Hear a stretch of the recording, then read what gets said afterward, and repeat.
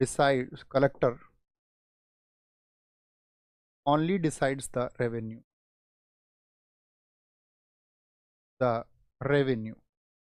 ये समझिए, collector will decide the revenue only. Collector भैया डीएम को बोलते हैं, आईएएस को बोलते हैं। तो देखो इसमें एक शब्द लिखा हुआ है कलेक्ट।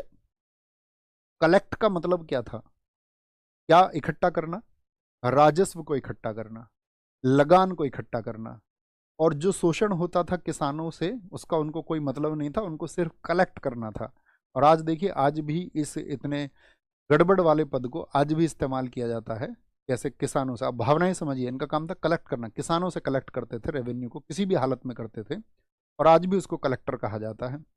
अब आप कहोगे भैया हमारे देश में तो बड़ा सम्मान किया जाता है, जो लोग आपका अधिकारी बनते हैं बहुत सम्मान उनको दिया जाता है, और जीवन जब यूपीएससी के रिजल्ट आते हैं तो जिनके बच्चे टॉप कर जाते हैं उनको, उनके परिवारों को भी बड़ी सम्मान की दृष्टि से देखा जाता है। और किसी का बच्चा अगर किसान है, खेत में मेहनत कर रहा है, तो उसको भी उतनी शायद दृष्टि से देखा ही नहीं जा सकता, मतलब आप भी समझ सकते। लेकिन जब आप 10 वर्ष के बाद अखबारों में पढ़ते हैं कि उन्होंने 100 करोड़ का घोटाला कर दिया या उन्होंने 200 करोड़ का घोटाला कर दिया, और उसका एक कंपैरिजन करके देखिए उस किसान के एक बच्चे से जो उस जमीन में फसल का उत्पादन कर रहा है, कौन बेहतर इंसान है? क्या यूपीएससी में उस समय पर, किसी समय पर आपका अपनी रैंक ला करके और भविष्य में भ्रष्टाचार का साथी हो जाना उसका, या फिर ईमानदार बने रह करके, या किसी समय पर सफल ना हो करके, असफल होते हुए भी मेहनत करना या कोई अन्य रास्ता चुन लेना, वह एक बेहतर विकल्प होता है। और देश में 90% अधिकारियों का यही हाल है। विडंबना है, ठीक है। इसके लिए आपको भ्रष्टाचार की जड़ों को समझना होगा कि भ्रष्टाचार क्यों है, और हम और आप कहीं ना कहीं उस भ्रष्टाचार का एक कारण है। आप खुद इस बात के एनालिसिस पर पहुंचोगे। तो कलेक्टर सिर्फ राजस्व निर्धारण करेगा, क्योंकि देखो कलेक्टर अगर गलत तरीके से राजस्व निर्धारण करेगा, आप सोच के देखिए, और किसान को जो समस्या होगी, यानी वसूली भी यही करता था पहले, पहले तो वसूली भी यही करता था, डिसाइड भी यही करता था, वसूली भी यही करता था, रिकवरी भी यही करता था। तो किसानों के साथ में जो अन्याय होगा उसके लिए किसान किसके पास में जाएंगे? तो कार्नवालिस ने कहा नहीं भाई साहब, आप सिर्फ डिसाइड करोगे, आप सिर्फ डिसाइड करोगे, वसूली कोई अन्य व्यक्ति करे।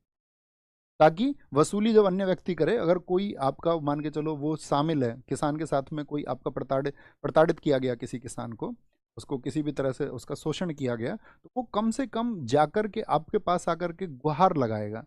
लेकिन अगर आप ही वसूली करने वाले होंगे तो आपसे तो ईमानदारी की फिर जो है, अगर सोचे कि भैया ईमानदारी की आप सब लोगों से किसी भी प्रकार की उम्मीद करनी फिर तो मुश्किल हो जाएगी। तो इसीलिए उसने कलेक्टर सिर्फ राजस्व का निर्धारण करेगा। दूसरी चीज, फौजदारी मामलों में इसने क्या किया? जितने भी क्रिमिनल मैटर्स होते हैं, फौजदारी मामलों में सिर्फ यूरोपीय न्यायाधीश, सिर्फ यूरोपीय न्यायाधीश, यूरोपीय न्यायाधीश, यानी जितने भी आपका क्रिमिनल मैटर्स होंगे, मैंने आपको बताया था फौजदारी मामले क्या होते हैं और दीवानी मामले क्या होते हैं। दीवानी मामले जमीन आदि संबंधित, ये आपका हत्या, लूट आदि इन सबसे संबंधित। इस तरह के मामलों में सिर्फ कौन होंगे? क्या बोलेंगे? ओनली, क्या बोलेंगे? यूरोपियन जज इन सिविल मैटर, सिविल नहीं sorry, in criminal matters, in criminal matter. एक चीज इसने की, गवाही में, गवाही में, गवाही में धर्म आधार नहीं होगा, धर्म आधार नहीं होगा, गवाही में धर्म आधार नहीं होगा, यानी कि religion will not be A, religion will not be A basis, basis in testimony, testimony। ये क्या चीज थी? देखो ये चीज थी, आपसे पूछा जा सकता है इस संहिता में गवाही को धर्म का आधार नहीं माना गया। तो कॉर्नवालिस कोड में क्या था कि पहले अगर किसी मुस्लिम व्यक्ति के साथ में कोई अत्याचार हुआ, या मान के चलो किसी मुस्लिम व्यक्ति की हत्या हो गई, तो उस मुस्लिम व्यक्ति की हत्या में गवाही कौन देगा? एक मुस्लिम व्यक्ति ही देगा, हिंदू की गवाही उसमें नहीं चल पाएगी। तो इस तरह से आपका कोड चल रहा था, उसको कार्नवालिस ने आकर के खत्म किया। उसने कहा संहिता में, यानी किसी व्यक्ति के लिए कोई भी गवाही है तो उसमें धर्म आधार नहीं हो सकता, यानी अन्य धर्मों के व्यक्तियों के क्या होगा, आपका गवाही जो है उनके द्वारा की गई गवाही मान्य होगी। हम सब करें, बात क्लियर है? कार्नवालिस कोड क्लियर है? एक कार्नवालिस के समय क्या हुआ, 1791 में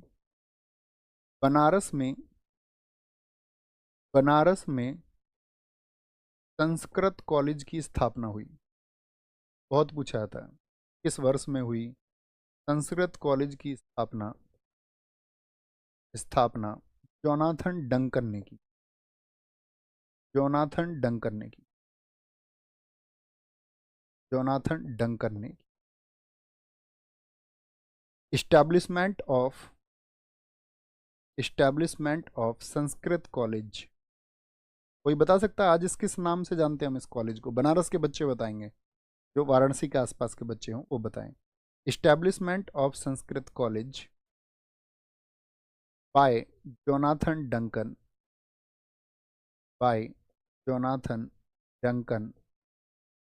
in 1791 in बनारस। कितने दोस्त बताएंगे? बहुत बढ़िया भैया, इसको संपूर्णानंद बोलते हैं। बीएचयू कह रहे हैं कई साथी, तो बीएचयू नहीं यार। बीएचयू तो जब एनी बेसेंट देश में आएंगी तो वो बनाएंगी सेंट्रल हिंदू कॉलेज, CHC 1898 में वो बनेगा बीएचयू। ये तो आपका क्या किया गया, इसको फिर बाद में जब देश आजाद हुआ तो इसको बोला गया संपूर्णानंद। इन्हीं के प्रयासों से, संपूर्णानंद नामक व्यक्ति थे, संपूर्णानंद विश्वविद्यालय इसको कहा गया। कब? 1958 से, 1958 से। और फिर इसको बोला गया बाद में संपूर्णानंद संस्कृत विश्वविद्यालय।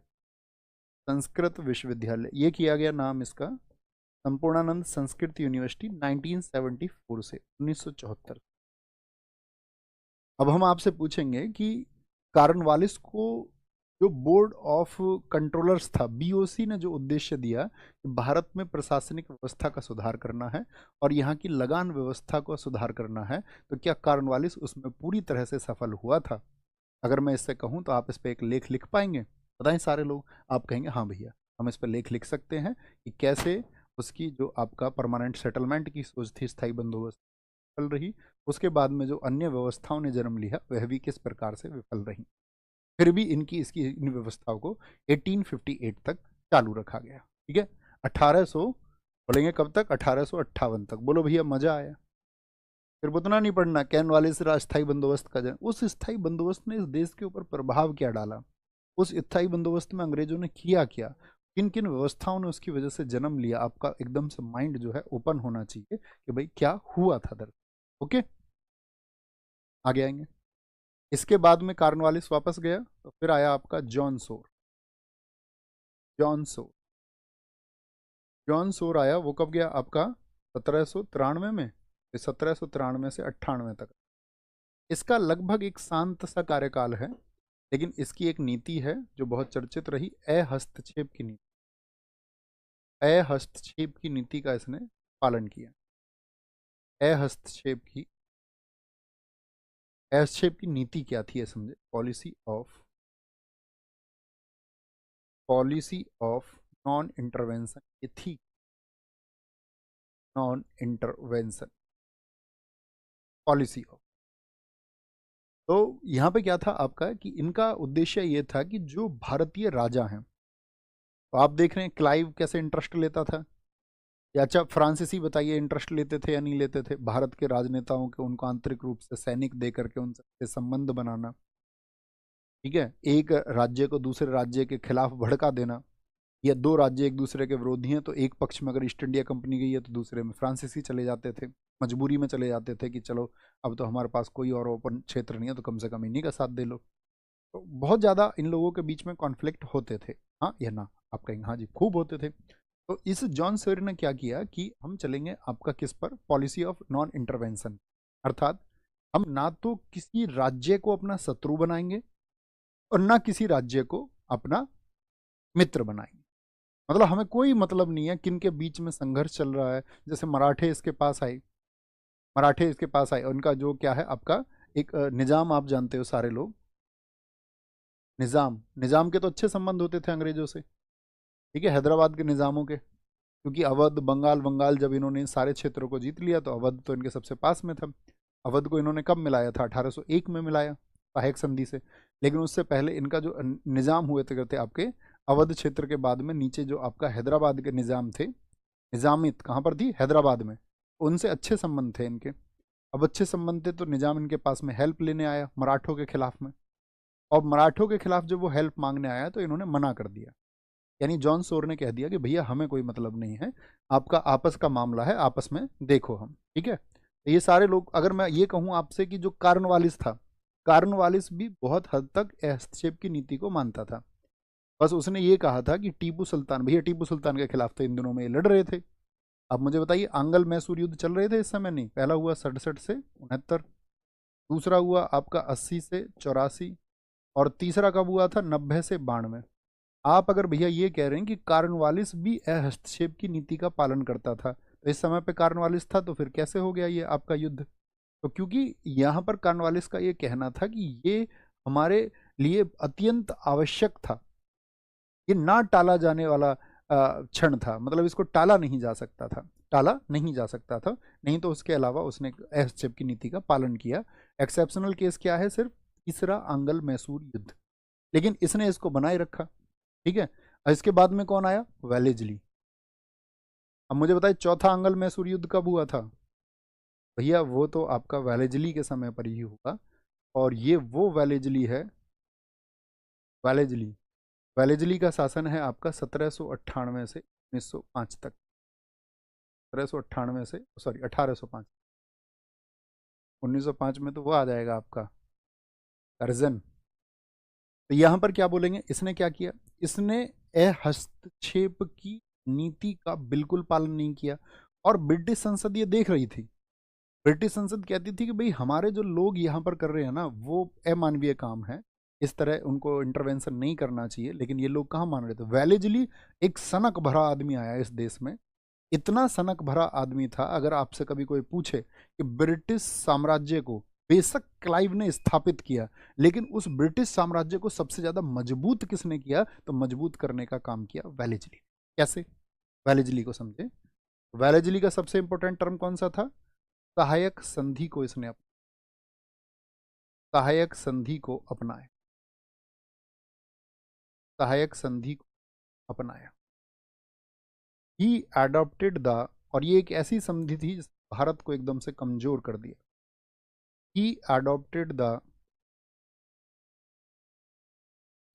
The subsidiary policy. Subsidiary policy में पॉलिसी थी क्या? सहायक संधि थी क्या? मैंने आपको थोड़ा सा पहले भी बताया था, आज भी समझे। इस समय पर भारतीय नरेश थे या नहीं थे? नरेश का मतलब राजा। जितने भी भारतीय नरेश थे ये आपस में झगड़ा करते रहते थे, हाँ या ना? एक दूसरे के प्रति दुश्मन थे, एक दूसरे की सीमाएं जिससे